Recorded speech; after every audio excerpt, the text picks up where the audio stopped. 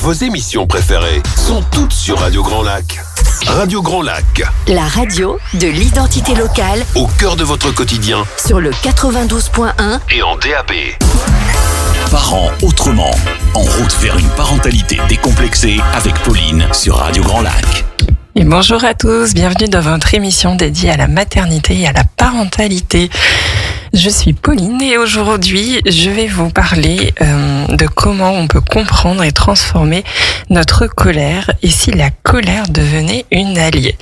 La colère, c'est quand même quelque chose qui, en tant que parent, vient un petit peu nous rejoindre. Certains ne l'ont pas côtoyée avant d'avoir des enfants et commencent à la côtoyer de plus en plus au contact des enfants. Du coup, pour moi, ça en fait un sujet primordial de discussion et d'échange pour pouvoir mieux vous accompagner, vous informer et vous donner des pistes auxquelles j'ai pensé, auxquelles moi-même je fais face parce que je ne suis pas épargnée et moi aussi je traverse des moments de colère. On va avoir deux parties dans cette émission. En première partie, on va s'intéresser à ce que cache notre colère. Vous allez voir que la colère, elle a un message si on apprend à l'écouter. Et ce que j'ai envie de vous transmettre aujourd'hui, c'est comment apprendre à l'écouter. Et puis dans une deuxième partie, j'aimerais vous transmettre ce que je pense avoir compris. Je ne m'impose pas en tant que spécialiste, mais de quelque chose que j'ai découvert récemment, la théorie polyvagale, et les compréhensions que j'ai pu en avoir. Et on va faire le parallèle entre finalement notre réaction du corps, de notre système nerveux face à la colère ou avec la colère, et qu'est-ce qu'on peut en apprendre aussi pour mieux réagir, mieux comprendre nos réactions et essayer d'avoir finalement, le but ultime, c'est d'avoir des relations qui sont pacifiées avec nos enfants, avec notre entourage et avec soi-même. Alors on y va. Première partie, qu'est-ce que cache notre colère ? Pour ça, je vais beaucoup m'appuyer sur un ouvrage de Marshall Rosenberg. Marshall Rosenberg, c'est celui qui a fondé la communication non violente et qui est à l'origine de ce mouvement. Je vous en ai déjà parlé dans un précédent épisode. Alors, si jamais ça vous intéresse d'aller voir pareil, ce que je pense avoir compris de la communication non violente, parce que même si je me forme en parallèle, je suis encore loin d'avoir terminé le long parcours d'apprentissage, mais vous pouvez toujours écouter cet épisode qui se trouve sur la chaîne YouTube de Radio Grand Lac, dans la playlist Parents Autrement, ou bien sur Spotify, Apple ou Deezer. Si vous tapez Parents Autrement, vous trouverez tout le podcast et toutes les précédentes émissions, dont celle dédiée à la communication non violente. Alors Marshall, dans son livre, celui que j'ai choisi, c'est « Qu'est-ce qui vous met en colère ?» Et je trouve que c'est un bel accompagnement dans son livre qui est très court. Comme si vous êtes comme moi en tant que parent, vous avez de moins en moins de temps et d'espace pour lire. Et donc celui-là, il est vraiment minuscule et ça, j'adore. Alors, on parle vraiment beaucoup de bienveillance avant de rentrer dans le cœur du sujet. Voilà, on est dans une époque où on prône la bienveillance, le respect, toutes ces valeurs qui sont importantes. Et pour autant, quand on est face à notre colère et que celle-ci explose et se déverse la plupart du temps sur notre enfant, puisque là on est dans un cadre de la parentalité, donc ça va être souvent ça, ou sur notre partenaire des fois, le coparent, ou le père ou la mère. Là, la bienveillance un petit peu s'envole et c'est plutôt la culpabilité qui revient. Donc, je vous traduis un schéma que moi-même j'expérimente, mais que aussi je sais que beaucoup de parents expérimentent aussi. Voilà, ça fait déjà du bien de savoir qu'on n'est pas tout seul, et puis que pour moi, ce qui est important, c'est que oui à la bienveillance, mais oui aussi à la colère, mais la bonne colère. Vous allez voir que la colère, c'est une émotion. C'est une des 4 émotions primaires: la joie, la peur, la tristesse, la colère. On peut pas vivre sans colère en fait. C'est déjà utopique de vouloir se dire je veux supprimer mes états de colère au quotidien. Ça va être compliqué à atteindre et voire même ce ne sera pas un objectif atteignable. Donc dans l'idée de la bienveillance, ça c'est un petit rappel, on va s'autoriser à vivre nos émotions comme on va autoriser nos enfants à vivre toutes les émotions. Parce qu'elles ont toutes un message à dire, elles ont toutes leur place. Par contre, on va apprendre sur soi pour bien vivre cette émotion. Bien sûr que dans un premier temps, vous allez continuer à déverser votre colère sur les autres personnes, enfants et adultes compris. Ce qui va pouvoir changer, ce sont déjà ces 2 petites choses. La première, c'est s'excuser après. S'excuser comment? C'est-à-dire, si c'est par exemple, j'ai crié sur mon enfant ce matin parce que on était en retard et que je jugeais la situation comme il ne fait rien pour aider et puis pour avancer, comme mettre ses chaussures, prendre son sac, toutes ces petites actions qui sont à faire et qui fait qu'en plus là on était pressé par le temps, j'ai crié sur mon enfant. Voilà. Ce que je vais pouvoir faire, c'est peut-être pas dans l'instant si j'en suis pas capable, mais dans un temps qui est différé, et ça je vous laisse seul pour apprécier le timing, venir reparler de ce qui s'est passé et m'excuser d'avoir crié. Je ne vais pas m'excuser par rapport au fond de ce que j'ai voulu exprimer. Je vais m'excuser sur la façon dont je me suis exprimée. Les excuses, elles sont pensées là-dessus. On va expliquer à l'enfant que, voilà, ça pourrait ressembler à je suis désolée ce matin, je te demande pardon parce que j'ai crié sur toi, je me sentais stressée, je voyais le temps qui défilait et la dernière fois qu'on arrivait en retard, ça n'a pas du tout été un moment agréable et donc je redoutais aussi un peu ce moment de revivre encore le retard à l'école et donc la colère a pris toute la place et du coup j'ai crié sur toi mais je n'aurais pas dû. Voilà. Je n'aurais pas dû parce que ce n'est pas un acte respectueux vis-à-vis de toi, ni vis-à-vis de moi-même. Ce que j'aurais pu faire, c'est peut-être prendre un temps pour respirer, accueillir ce que je ressentais, et essayer de formuler mes demandes de façon plus claire et moins en prise de colère. Ça, vous allez y arriver, ce petit passage-là, de comment vous auriez pu agir dans dans un certain temps après avoir expérimenté et pratiqué. Mais déjà expliquer à son enfant, et puis même si vous savez que vous n'en êtes pas encore capable d'avoir cette attitude-là de je reste calme et j'essaie de formuler mes demandes de façon très claire, ça viendra avec le temps et ça lui montre aussi une autre voie. Quand on est en colère, qu'on sent qu'on a quelque chose à l'intérieur, qu'est-ce qu'on peut faire pour s'exprimer en étant posé? Donc c'est aussi lui montrer qu'il y a des alternatives au fait de crier. Donc on s'excuse et puis dans un temps différé, voilà, on formule bien ses excuses avec la reconnaissance de non, ce n'était pas ok de crier sur toi. Par contre, le fond reste le même. C'est-à-dire que le contenu de le pourquoi, en fait, ne change pas. Et ça, on va le clarifier à l'enfant. Je n'aurais pas dû crier, mais par contre, ce n'est plus possible pour moi qu'on soit systématiquement en retard le matin. J'aimerais qu'on trouve ensemble des solutions pour que le matin, ça soit plus fluide, tu puisses être acteur, que tu saches ce que tu as à faire et que je ne sois pas sans cesse en train de te répéter les consignes. Et on va co-créer, voilà, avec l'enfant, quelque chose qui va nous permettre de grandir et d'évoluer. Voilà. Donc ça, c'est la première chose que je voudrais que vous reteniez. La deuxième, c'est que plus vous allez commencer à pratiquer cette formulation d'excuses, en vous excusant d'avoir crié et en reformulant finalement là, la demande claire, vous l'avez faite, mais en différé, parce que vous étiez plus calme et plus serein et peut-être vous avez eu le temps de réfléchir à ce qui se passait. Eh bien, petit à petit, dans ces moments-là où à nouveau vous allez ressentir la colère qui va prendre le contrôle un petit peu de notre corps, on verra en deuxième partie pourquoi elle prend le contrôle, avec ce pratique, vous allez commencer à entendre une petite voix. Voilà, qui va commencer à vous parler et vous dire « Oh, là, tu sais, t'es pas obligé de te mettre autant en colère. » Ou là, tu sais... je crois que le focus, il est pas tant sur ta colère, mais il se passe quelque chose d'autre pour ton enfant et c'est ça qui est plus important à aller voir. Vous voyez, vous allez avoir une petite voix qui va commencer un peu à vous guider, à vous épauler. Et puis, au début, vous allez juste l'observer sans forcément l'écouter. Et avec la répétition, avec le temps, peut-être que vous allez pouvoir commencer à l'écouter et à switcher finalement de ces moments où avant vous auriez crié sur votre enfant et vous aurez déversé votre colère sur lui, vous allez commencer à plutôt faire une pause à l'intérieur de vous et aller à la rencontre de ce que traverse votre enfant et d'aller voir les besoins cachés. Ces besoins qui sont là et qui ne demandent qu'à être accompagnés. Ces besoins cachés, ce sont quoi?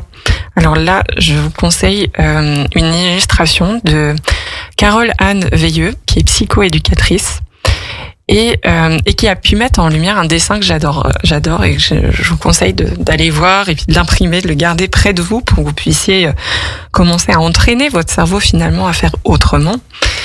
On remarque en fait qu'on a une montagne, voilà, avec un soleil, et puis on a le lac.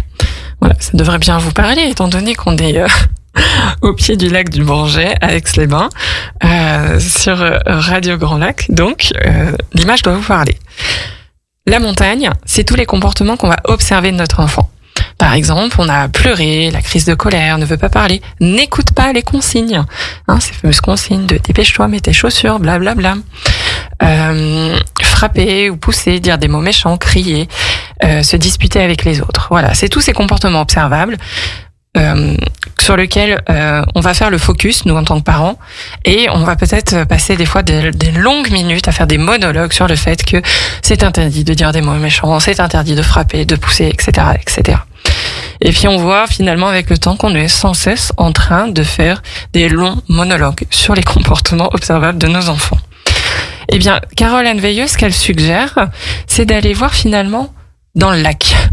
Voilà, sous le niveau de la Terre. Et sous le niveau de la Terre, on y trouve quoi? On y trouve ce que nous ne voyons pas et ce sur quoi nous devrions intervenir finalement. Et bien finalement, tous ces comportements-là qu'on a vus, qui sont au-dessus, ils cachent quoi?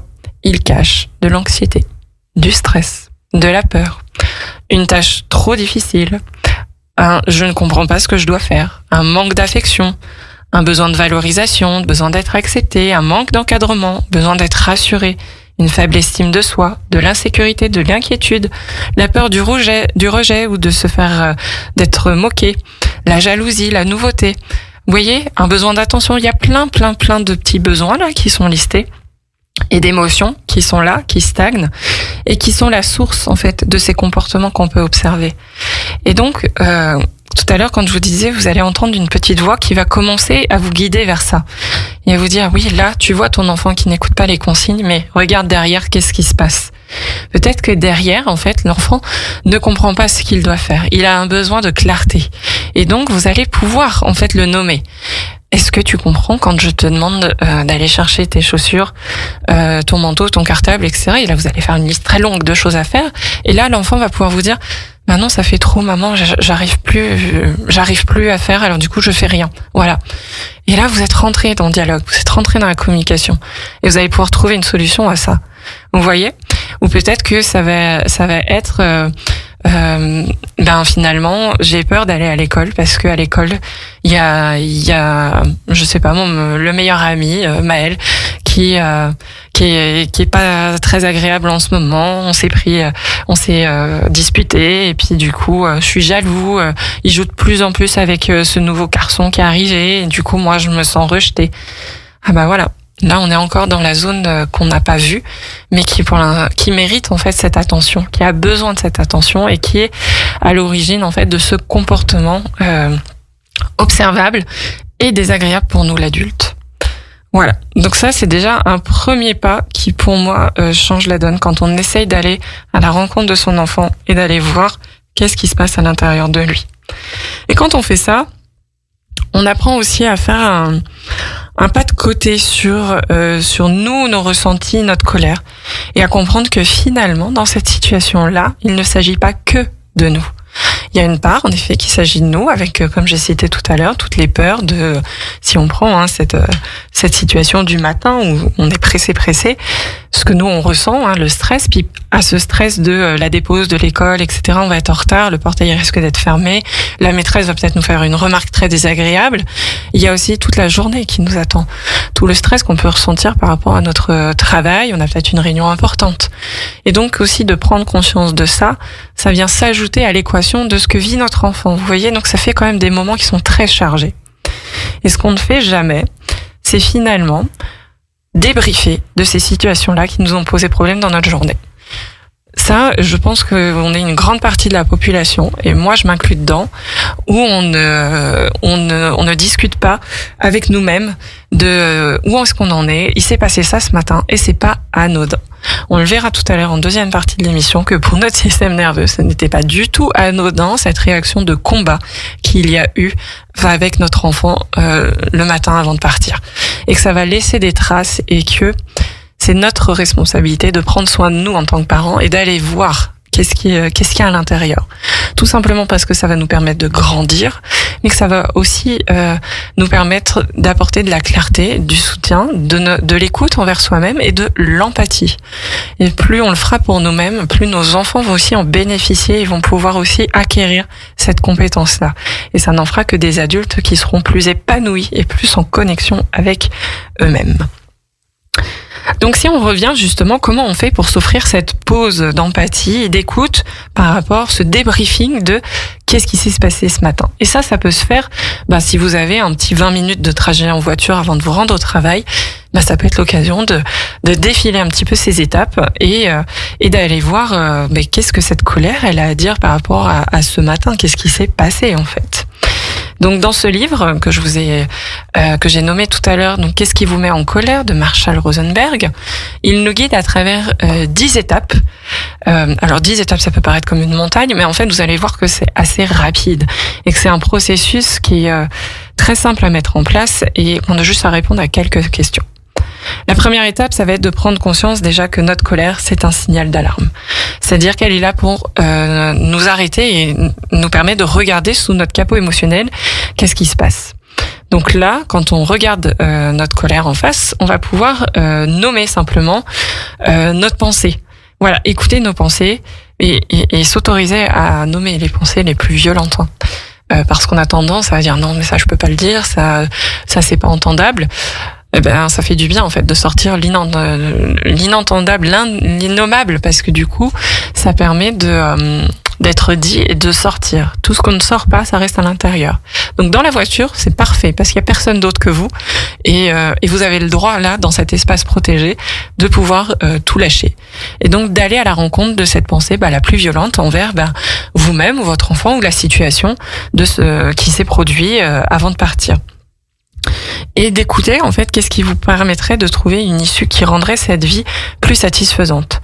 Tiens, ce serait si mon enfant il était beaucoup plus dynamique, actif le matin et puis qu'il pensait à tout ce qu'il doit emmener et que j'ai pas à repasser derrière lui, ça serait tellement plus facile. Ou alors j'ai besoin en fait de relais, j'en ai marre d'être la seule personne de la famille à avoir l'attention sur ça. Si j'ai la possibilité d'avoir le partenaire de vie qui est la partenaire de vie qui est à côté, peut-être que ce serait lui, ce serait bien qu'il prenne la place et que il s'occupe pendant que moi je suis en train de me préparer, qu'il s'occupe d'habiller l'enfant et de l'accompagner à être prêt, de sorte à ce que dès que je sois devant la porte d'entrée, mon enfant est là, m'attend, prêt à s'installer dans la voiture, ou même mieux encore, il a déjà ouvert la voiture, il est déjà attaché dans la voiture, il n'attend plus que moi. Voilà, la pensée de rêve, vous voyez? Donc de vraiment faire le chemin de cette pensée-là. Ensuite, la deuxième étape, ça va être de sortir de nos jugements.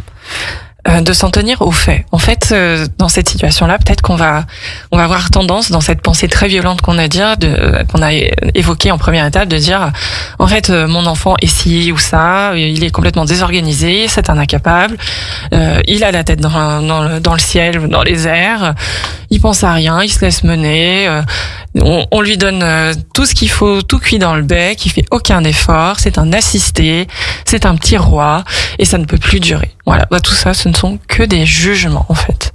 Je suis en train d'évaluer le comportement d'une personne en posant des jugements, des étiquettes, mais je ne m'en tiens pas aux faits. Finalement, les faits, et c'est ça l'étape 2 qu'on vous invite à faire, c'est en rester aux faits. Les faits, c'est quoi? Et uniquement les faits, c'est j'observe mon enfant qui est par exemple assis sur sa chaise à table et qui ne bouge pas alors que je lui fais plusieurs demandes d'aller mettre ses chaussures, d'aller prendre son sac, ou qui est en train de prendre un autre objet dans ses mains alors que je lui ai demandé d'aller prendre son sac et de mettre ses chaussures, par exemple, ou qui est parti dans une autre pièce alors que je lui demandais de venir prendre son sac et se mettre ses chaussures. Vous voyez, ça ce sont que des faits. Je n'ai pas posé d'étiquette ou de jugement. Voilà. La troisième étape, ça va être d'identifier les sensations qui découlent de ces faits qu'on a observés. Quand je le vois faire ça, qu'est-ce que je ressens là à l'intérieur? Là, c'est une émotion qu'on attend ou une sensation du corps. dans mon corps, je sens que d'un coup, j'ai mon cœur qui s'accélère, j'ai les poings qui se serrent et que j'ai les sourcils qui se froncent. Oui, je suis en train de passer d'un état de sérénité à un état d'irritation, d'agacement, voire même presque d'énervement. Et puis, si je vois que malgré une deuxième demande avec un ton plus agacé et énervé, rien ne se passe toujours. Là, je sens que j'ai de la fureur qui arrive. Et donc là, je me sens, furieux et je vais finir par exploser de colère. Vous voyez, on a monté l'échelle de la colère. Ça s'est intensifié de plus en plus. Et ça vous permet aussi toujours, c'est de l'information sur soi. De se rendre compte de toutes les étapes par lesquelles on est passé avant d'en arriver à crier. Et ce sont des signaux d'alerte qui vont pouvoir, maintenant que vous les avez conscientisés, les écouter pour pouvoir vous dire, ah oui, en fait, j'en suis là. Et du coup, je peux déjà intervenir à ce moment-là où je commence à me sentir un peu irritée, agacée, voire énervée. La 4e étape, c'est d'identifier finalement les reproches. Soyons maîtres de nos pensées. Voilà, et focalisons sur ses besoins. Quels sont ces besoins en fait qui n'ont pas été satisfaits et qui, s'ils étaient satisfaits, déclencheraient une issue où la vie elle serait plus belle pour tout le monde. Et écrire finalement ces besoins non satisfaits. La 5e étape, ce sera d'identifier finalement nos réels besoins. Donc la 4 et la 5 sont en lien. Ces besoins qui vont aider en fait à comprendre qu'est-ce qui se passe à ce moment-là, pourquoi je me sens tellement furieux quand mon enfant ne fait pas ce que je lui ai demandé, et on va les connecter à ça. Alors les besoins, ça va être quoi? Un besoin de respect, peut-être, d'être écouté, d'être respecté quand on donne une consigne, un besoin aussi de paix, d'harmonie, et puis que ça soit aussi calme, qu'on puisse s'exprimer dans le calme, discuter et puis avancer. Il y a aussi une forme de fluidité dans tout ça. Puis peut-être un besoin aussi de compréhension.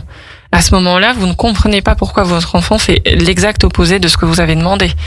Donc il y a une incompréhension et ça a besoin d'être entendu. Vous voyez, c'est plein de besoins qu'on peut nommer et qui sont en lien avec la situation. Et puis, sans nul doute, de la sécurité. Avoir besoin un besoin qui est lié sur la confiance en l'autre, pour réaliser les consignes qu'on lui a données. Et puis de la sécurité, peut-être du soutien aussi.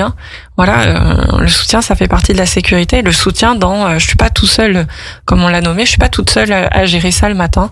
Je me sens soutenue par mon partenaire, ou même mon enfant en fait soutient le tunnel du matin, et il est là, et toutes les actions qu'il va faire sont soutenantes pour la réalisation ensemble, de l'objectif commun de partir à l'heure à l'école. Je vous propose qu'on fasse une petite pause musicale et puis on reprendra la liste à la découverte des 5 dernières étapes, et ensuite on ira voir qu'est-ce que notre corps a à nous apprendre avec la découverte de notre système nerveux et de son fonctionnement. Votre radio au cœur du territoire, c'est Radio Grand Lac. Parents autrement, en route vers une parentalité décomplexée avec Pauline sur Radio Grand Lac. Et nous voici ensemble de retour pour parler de comment transformer la colère. Ici, la colère devenait une alliée.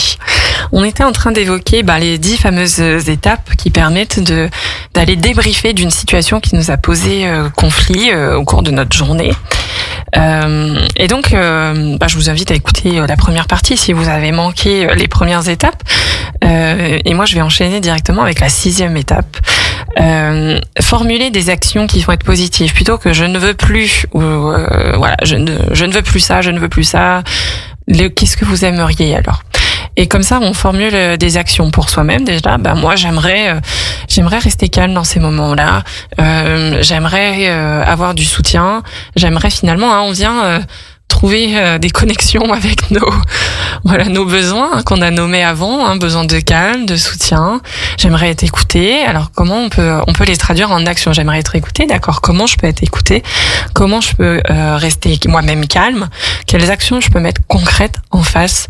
Actions positives qui va m'aider et soutenir en fait, et finalement remplir ce besoin qui n'est pas rempli à ce moment-là.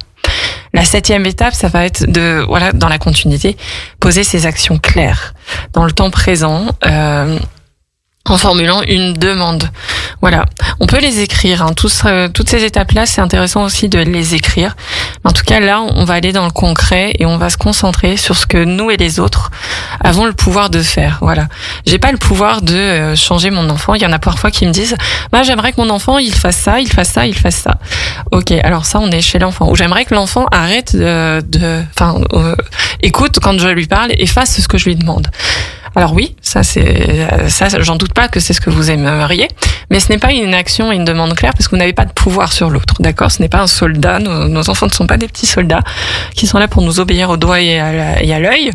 Ce sont des êtres humains et il se passe des choses en eux. Vous vous souvenez, en première partie, je vous ai dit qu'un enfant qui ne va pas écouter les consignes, et ça c'est ce qu'on observe, mais ce qu'on ne voit pas, c'est qu'il y a quelque chose qui est caché et c'est ça vers lequel on va aller à la rencontre.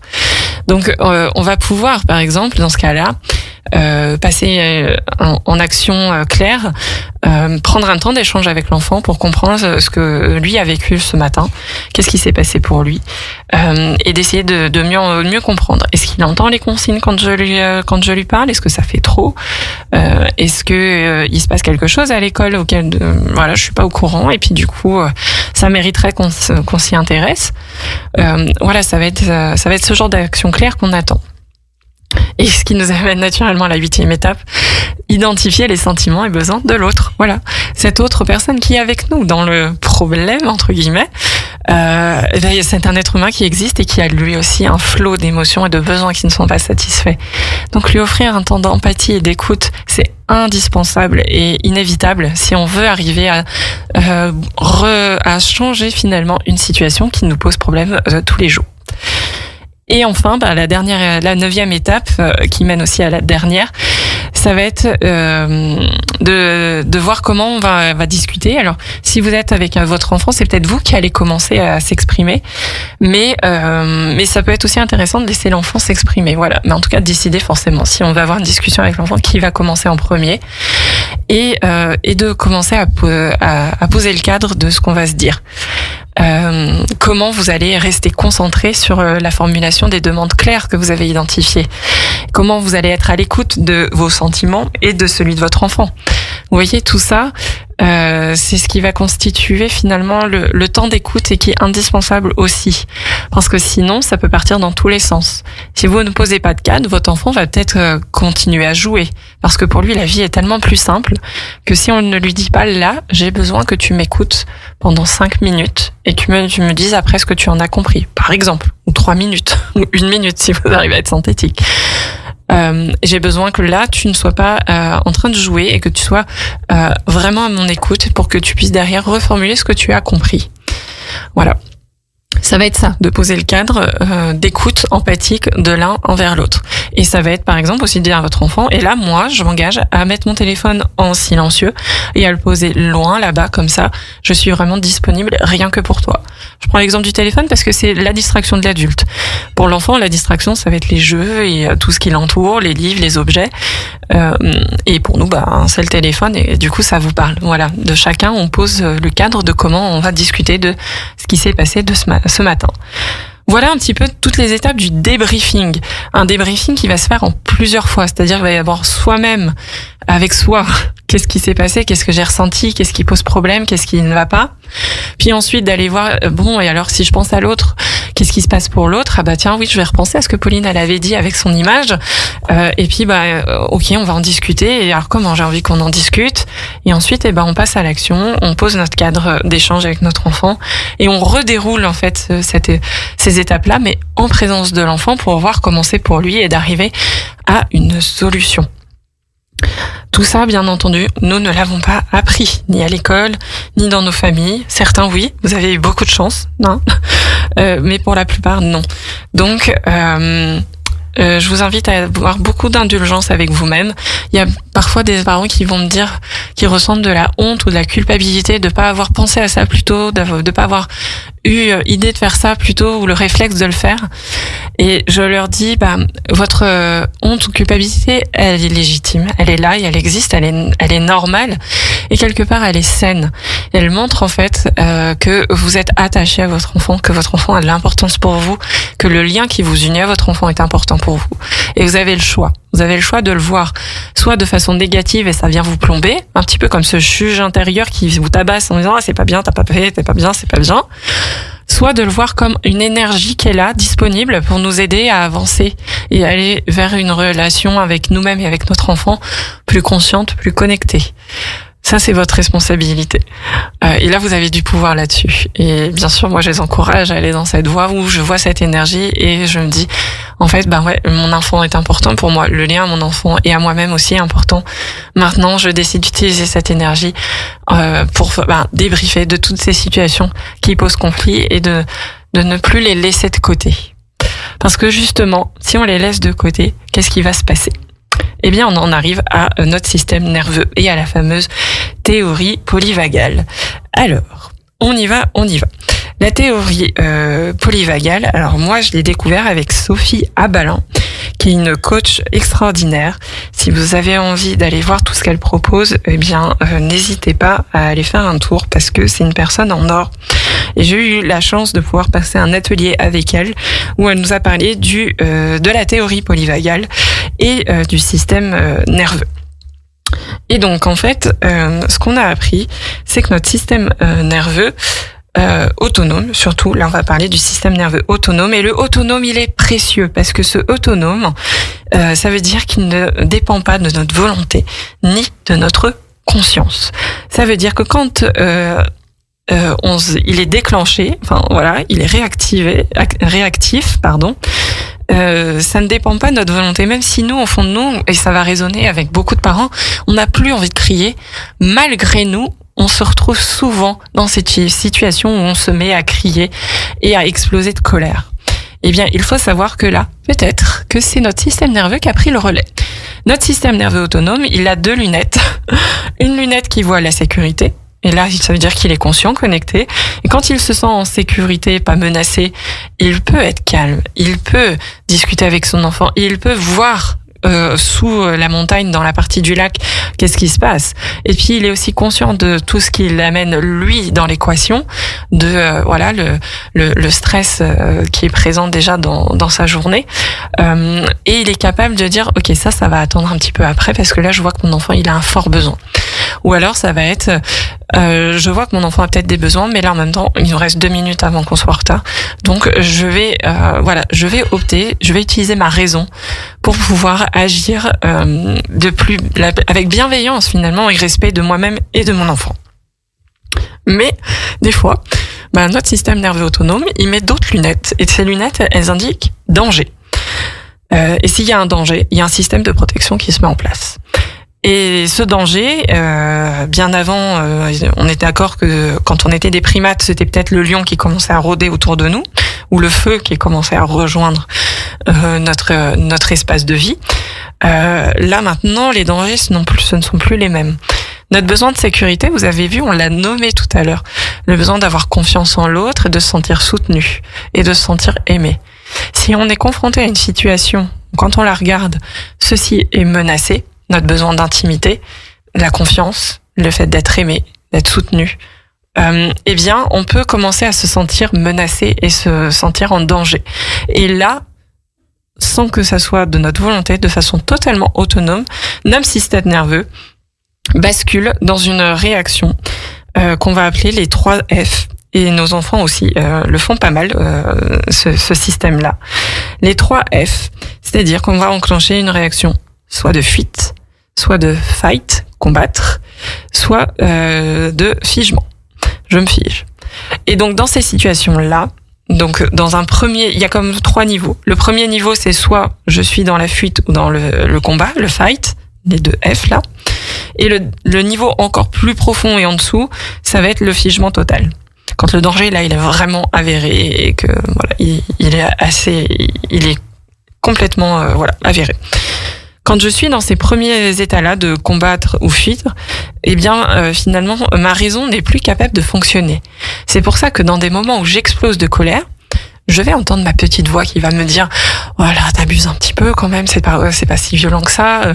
Et puis regarde ton enfant, je pense qu'en fait là, il a besoin d'aide et que il y a quelque chose qui se cache derrière sa réaction. » Et oui, je vais l'entendre, mais je suis incapable de l'écouter et de lui donner de la parole parce que c'est la raison et que la raison, là, elle est off. La seule chose qui compte, c'est combattre ou fuir. Dans mon corps, en fait, mon système nerveux a enclenché ces mécanismes de protection. Ça veut aussi dire que les fonctions digestives sont désactivées. Voilà, petit parallèle, puisque nous sommes de nombreux parents à avoir des soucis digestifs, voilà, avec un corps qui commence à moins bien fonctionner, des organes qui sont un peu malmenés, c'est peut-être en lien avec ça. Et donc toutes ces réactions-là, finalement, en fait, elles sont sollicitées par le nerf vague. Le nerf vague, c'est quelque chose aussi, si ça vous parle, tout ce que je raconte en ce moment, vous avez déjà dû le voir sur vos téléphones apparaître. Prends soin de ton nerf vague avec cette appli, cet exercice et plein de programmes qui sont disponibles aujourd'hui. C'est pas par hasard, c'est que le nerf vague, plus on en prend soin, plus c'est ce qui va nous permettre de jongler entre ces différents états-là. Cet état où tout va bien, je suis connectée et je peux utiliser ma raison et écouter cette petite voix qui me guide. Ce deuxième état où là, j'engage une réaction parce que j'ai cru voir un danger en moi, combattre ou fuir, ou alors même plus intense, le danger est avéré où je me fige. Voilà. C'est ces différents états-là, c'est le nerf vague qui permet de jongler d'un état à l'autre, si j'ai bien tout compris. Du coup, quand je vois mon enfant, que je lui envoie plusieurs fois la consigne, je vois qu'il ne répond pas, voire qu'il fait totalement l'inverse de ce qu'il fait, que ça se rajoute à ce que moi je transporte comme besoins qui n'ont pas été nourris, qui ne sont pas satisfaits, et que ça vient toucher à ma sécurité, je perçois un danger. Mon corps pense percevoir un danger. Est-ce que je suis véritablement en danger? Pas vraiment. Mais en tout cas, il y a cette illusion, je perçois un danger, parce que malgré tout, ces besoins de sécurité sont devenus en fait cette mise en danger. Il y a mise en danger des besoins de sécurité, et donc à ce juste titre, je commence à avoir des réactions de combat, et je vais me mettre à crier, voilà, inlassablement. C'est pour ça que c'est important, encore une fois, on revient à s'excuser.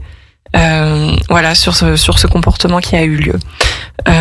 Et aussi, on va commencer en fait à prendre soin de soi. Voilà. Je vais le redire encore une dernière fois, mais c'est primordial. Aujourd'hui, en 2025, prendre soin de soi n'a jamais été aussi important et essentiel.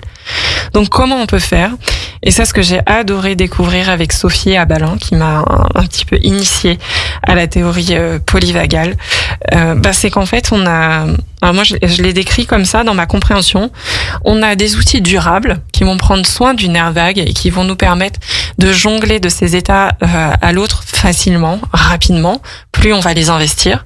Et il y a les outils d'urgence. Quand je perçois que là, je suis en plein réaction de combat ou de fuite, donc ça y est, je suis passée dans un autre de ces états et je veux revenir à mon état connecté. Dans ce cas-là, je vais utiliser l'outil d'urgence pour stimuler mon nerf vague et revenir à ma raison et pouvoir réagir davantage avec cohérence face au comportement de mon enfant et puis vis-à-vis de moi-même. Donc les outils durables, en fait, c'est vraiment tout simple et en plus c'est plaisant à faire. Voilà, c'est pas des choses, c'est d'aller vers finalement ce qui vous anime, ce qui vous apporte de la joie et du plaisir. Donc on va retrouver tout ce qui est de la mise en mouvement, du yoga, de la danse, des jeux d'extérieur. Le mouvement du corps, quel qu'il soit, celui que vous préfériez, toute activité sportive. Ça va être aussi d'apporter de la gratitude régulièrement. Alors vous n'êtes pas obligé de tous les faire, vous en choisissez un parmi toute cette liste qui vous plaît et puis il peut changer en fonction des jours, vous voyez. Mais c'est pour prendre soin de soi durablement. J'installe ces nouvelles habitudes de vie qui vont m'aider en fait à être plus disponible face à ces situations où je me sens en danger. Et puis parce qu'en plus je vais prendre soin de mes besoins qui sont dans ma zone de sécurité, plus je vais me sentir bien en fait et je me sentirai moins menacée. Et petit à petit en fait je vais arrêter de voir un danger là où il n'y en a plus. Donc le yoga, la danse, le mouvement, je peux formuler de la gratitude Voilà, pareil, sur votre trajet voiture retour du travail, vous avez 5 minutes, et pendant les 5 minutes, vous pourrez formuler 1, 2 ou 3 gratitudes que vous avez pour la journée d'aujourd'hui. Ça peut être aussi dans l'entraide avec les autres. Aider quelqu'un qui est dans le besoin, le soutenir. Ça peut être vos enfants, votre conjoint, vos parents, le voisin, la voisine, un ami, peu importe. Mais en tout cas, aider quelqu'un, c'est quelque chose qui va être bénéfique pour prendre soin de votre nerf vague. Passer du temps en nature. Voilà, ça aussi, ça nous reconnecte à nous-mêmes, à l'essentiel. Et n'oublions pas que nous sommes des mammifères. Nous avons une vocation quand même de vivre un petit peu dehors. Donc plus on passe de temps dehors, plus ça va nous aider. Et tout ça, vous pouvez le faire aussi avec vos enfants, parce que votre enfant aussi est équipé d'un air vague et fait exactement le même cheminement que vous. Donc voilà, vous voyez, vous prenez soin de vous. Et si vous le faites avec votre enfant, vous prenez aussi soin de votre enfant. Bien entendu, quand c'est très fort et très présent, il n'y aura pas le choix que d'aller en thérapie. On est d'accord.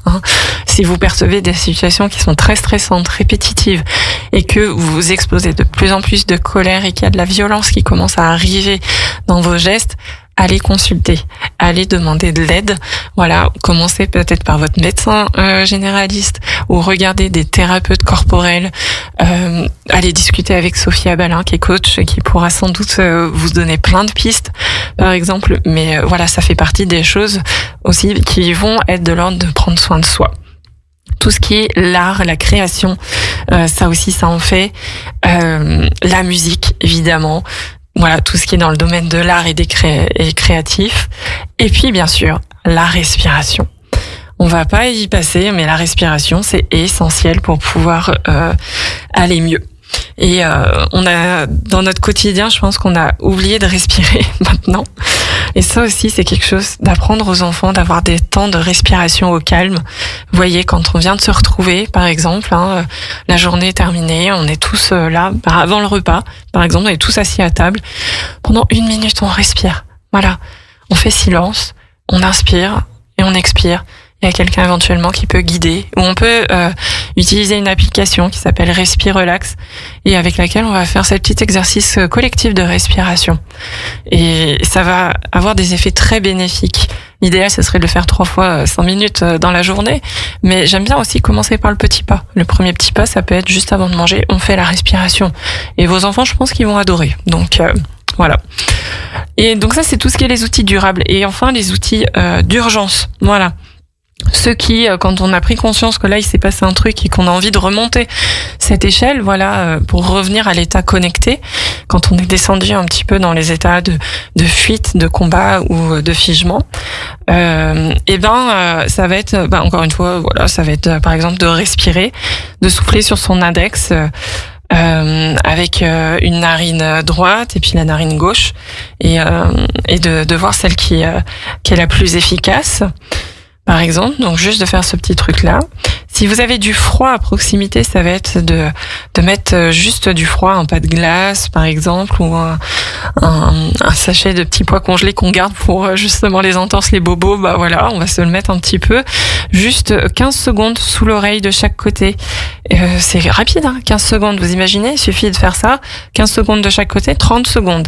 Allez, en moins d'1 minute, j'ai stimulé mon air vague et j'ai pu enclencher quelque chose qui va me permettre de remonter l'échelle rapidement. Voilà. Ou ça va être par exemple de chanter avec la gorge. On inspire et ensuite on fait les fameux ohms. Voilà, un son qui vient qui sort de la gorge. Et ça va nous aider. Il y a une liste énorme qui est très très très très longue si vous vous intéressez à ça. N'hésitez pas à contacter encore une fois Sophia Balin, elle pourra vous accompagner là-dedans, mais elle pourra, voilà, il y a aussi plein de ressources qui sont disponibles sur Internet et qui vont vous permettre en fait d'accéder à ces exercices rapides qui vont stimuler votre nerf vague et vous permettre de remonter l'échelle et qui petit à petit, si vous mettez en place ces actions durables, voilà, ces activités, soit pour vous-même, soit avec vos enfants, et qu'en plus vous investissez ces outils d'urgence, je vous invite à les explorer parce qu'il y en a quand même pas mal. Il y en a au moins une quinzaine d'outils. Trouvez celui qui va bien. Et d'ailleurs, j'ai oublié de mentionner, mais on sait que le nerf vague a été stimulé quand on commence à à ressentir en fait un bâillement, un soupir. Voilà, on a une réaction physiologique qui s'opère. On déglutit ou simplement on se met à rire ou à pleurer. Ça marche aussi. Voilà, donc n'hésitez pas. Et n'hésitez pas si vous voulez plus d'infos, en fait, simplement aussi à me contacter. Bien entendu, c'est vrai que je l'ai pas mentionné, j'ai beaucoup parlé de Sophie qui m'a transmis ça. Mais n'hésitez pas à m'envoyer un message et vous pourrez voilà on pourra en discuter ensemble si vous voulez pratiquer quelques outils de stimulation du nerf vague. Voilà, donc prendre soin de soi de façon durable, mettre en place des outils d'urgence quand on a pris conscience que là on avait descendu l'échelle et qu'on était à un endroit où on était en situation de combat, de fuite ou de figement, et débriefer des situations du quotidien qui vous ont pesé avec votre enfant et où vous avez explosé de colère, ou même s'il y a juste de l'énervement et de l'agacement, sans être allé à l'explosion, mais parce que l'énervement va dans le temps, si ça continue à se répéter, on va arriver à l'explosion. Donc voilà, toute situation qui commence à être agaçante, irritante, commencez à en faire la liste, débriefer selon l'approche de Marshall Rosenberg, et vous verrez que il y aura des changements qui vont s'opérer. Et en tout cas, n'hésitez pas à m'en dire des nouvelles. Je vous souhaite une belle journée. Vous étiez dans l'émission Parents Autrement avec Pauline sur Radio Grand Lac. Une belle journée ensoleillée. Et vous pourrez retrouver l'intégralité de cette émission ainsi que toutes les autres sur la chaîne YouTube de Radio Grand Lac et sur la chaîne Parents Autrement sur Spotify, Apple Podcast et Deezer. Belle journée.